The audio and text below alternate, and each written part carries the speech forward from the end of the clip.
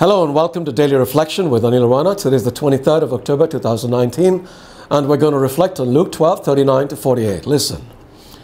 Jesus said, "Know this, if the owner of the house had known at what hour the thief was coming, he would not have let his house be broken into.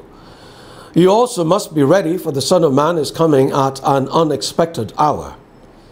Peter said, "Lord, are you telling this parable for us or for everyone?" And the Lord said, "Who then is the faithful and prudent manager whom his master will put in charge of his slaves to give them their allowance of food at the proper time? Blessed is that slave whom his master will find at work when he arrives.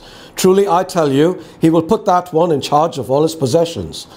But if that slave says to himself, 'My master is delayed coming,' and if he begins to beat the other slaves, men and women, and to eat and drink and get drunk, the master of that slave will come on a day when he does not expect him, and at an hour that he does not know, and will cut him in pieces and put him with the unfaithful.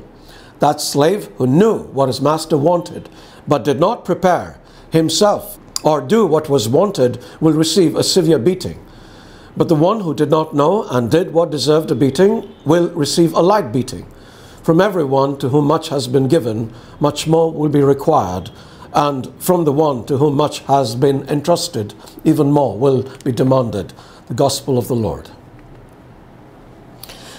In his first letter, Peter writes, "Be alert and of sober mind.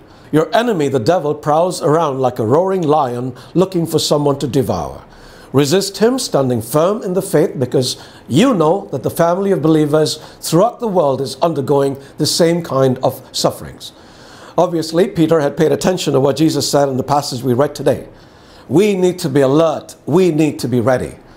It might help to look at a few things that prevent us from being ready. Primary among these is, of course, sin.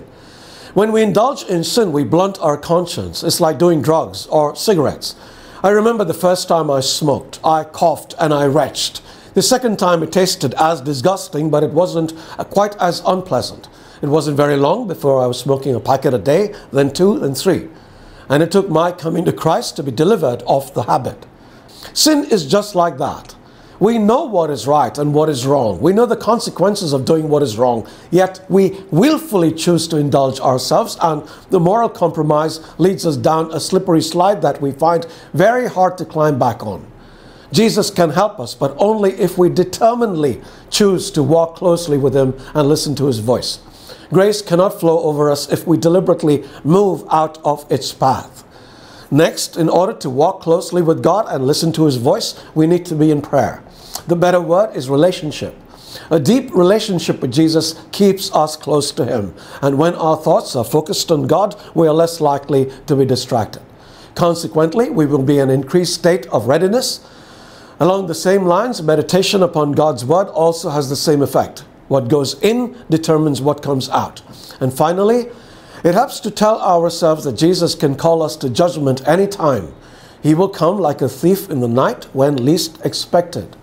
But although this may not happen in our lifetime, something else is certain, and that also comes like a thief in the night. It's death. If we live like each day is our last day, we will assuredly be in a state of readiness. So, are you ready?